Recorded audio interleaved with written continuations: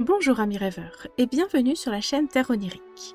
Encore un peu de mythologie grecque cette semaine avec l'histoire d'un héros qui s'appelait Persée.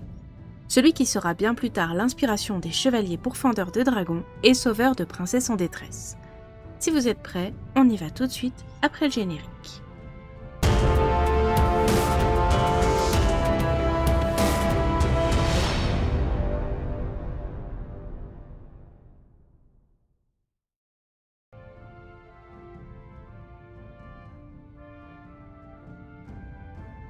Comme souvent pour les mythes, je vous le dis à chaque fois, mais il faut vraiment savoir que les histoires changent en fonction des auteurs, des époques et des régions dans lesquelles elles sont écrites ou contées. Pour Persée, c'est un héros qui a énormément inspiré les auteurs et donc ils sont plutôt nombreux à avoir raconté sa légende. Certains auteurs ont même complété les histoires d'autres auteurs, on va voir tout ça. En premier lieu, c'est Homère qui dira que Persée est l'un des fils de Zeus.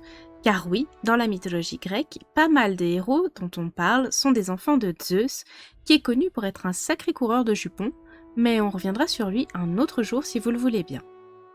Un auteur qui s'appelle Phérécide et qui a vécu au 5e siècle avant Jésus-Christ complète le récit des origines de Persée, et notamment en développant un peu l'histoire de sa mère Danaé. On va donc dans le royaume d'Argos, à ne pas confondre avec le bateau Argo qui transportera les Argonautes dans leurs aventures. Donc, à Argos, il y avait le roi Acrisios et sa femme Eurydice, à ne pas confondre elle non plus avec celle qui accompagnait Orphée. Oui, la mythologie, c'est toujours un peu compliqué de s'y retrouver. La femme d'Acrisios tomba un jour enceinte, et comme il était pas mal de coutume de le faire à cette époque, le roi consulta un oracle pour connaître son avenir. Il alla donc à Delphes, et vous devez vous en douter, il n'a pas forcément eu les réponses qu'il attendait. Le classique « tu n'auras pas de fils, mais le fils de ta fille te tuera un jour ». Comme tous ceux qui ont eu un jour cette prophétie, il s'est un petit peu mis à flipper, et en rentrant chez lui, il a construit une chambre de bronze, ou d'airain selon la légende, dans laquelle il a enfermé la petite Danaé et sa nourrice avec ordre formel qu'elle ne devait jamais en sortir, ni voir qui que ce soit, encore moins un homme qui pourrait par la suite la mettre enceinte. En grandissant, Danaé devint une magnifique jeune femme et elle attira l'attention de Zeus. Pour la séduire, il se changea en pluie d'or et 9 mois plus tard, voilà que Danaé accouche d'un magnifique petit garçon en parfaite santé et demi-dieu qui plus est. Elle arrive à l'élever pendant 3 ou 4 ans dans le plus grand des secrets, mais un jour, alors que le petit Persée est en train de jouer, il rit aux éclats, ce qui attire l'attention de Papy Acrisios. Fou de rage, Papy ne comprend pas comment un homme a pu s'introduire dans cette chambre secrète et faire un enfant à sa fille. Il pense que la nourrice est coupable d'avoir laissé entrer quelqu'un en cachette et l'a fait tuer. Il exige ensuite que Danaé lui dise qui est le père. Et vous comprendrez bien que l'histoire de « c'est une pluie d'or qui m'a mise enceinte », Acrisios, il va moyennement y croire. Toujours est-il qu'il est un peu en face de son futur assassin et qu'il est hors de question pour lui de le laisser vivre sous son toit. Il fait donc mettre Danaé et le petit Persée dans un grand coffre qu'il jette à la mer et au revoir les problèmes.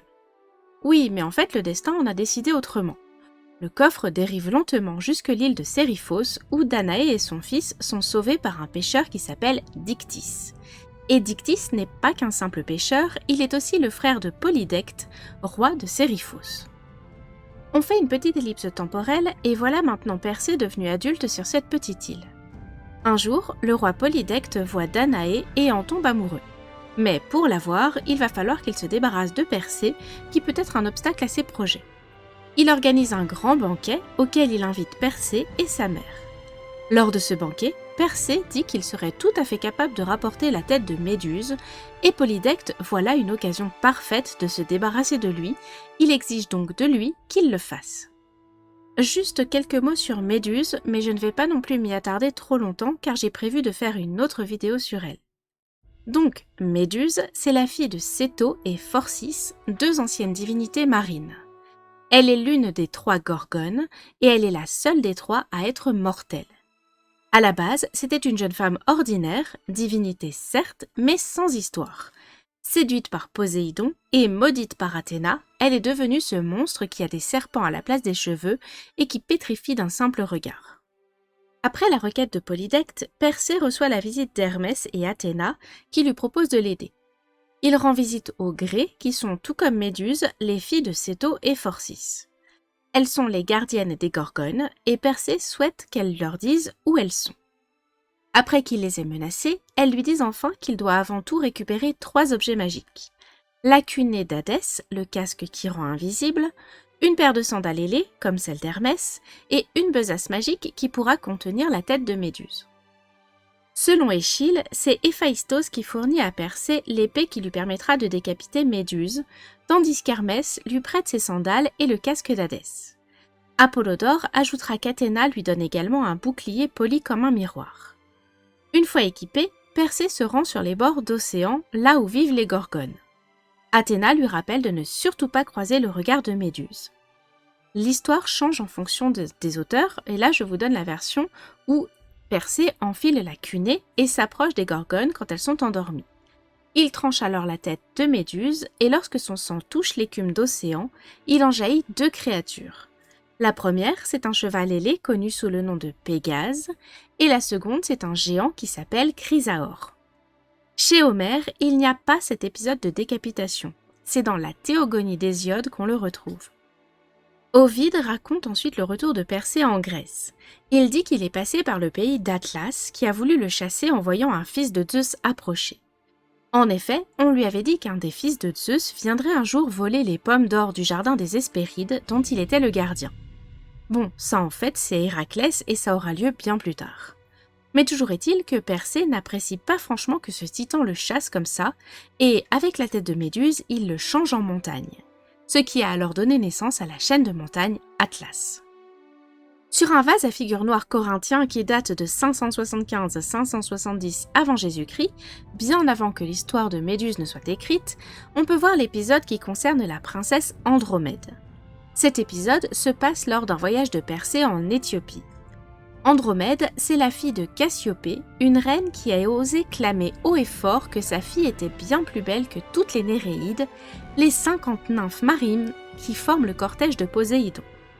Bien sûr, se vanter comme ça a fâché les dieux, et là, en l'occurrence, ça a fâché Poséidon, qui a envoyé un monstre ravager le pays. Un oracle conseilla alors au roi de sacrifier Andromède pour calmer Poséidon. À contre-cœur, il s'exécuta, mais c'est là que Persée arrive, qu'il tue le monstre et délivre Andromède. L'histoire originelle dit qu'il l'a vaincu avec son épée. L'histoire où il le pétrifie avec la tête de Méduse ne viendra que bien plus tard. Bon, ensuite Persée épouse Andromède, lui fait plusieurs enfants avant d'enfin retourner chez lui. Enfin, pas tout à fait chez lui, il va à Séryphos où il a grandi. Une fois de retour, il voit que Polydecte s'est emparé de sa mère Danaé.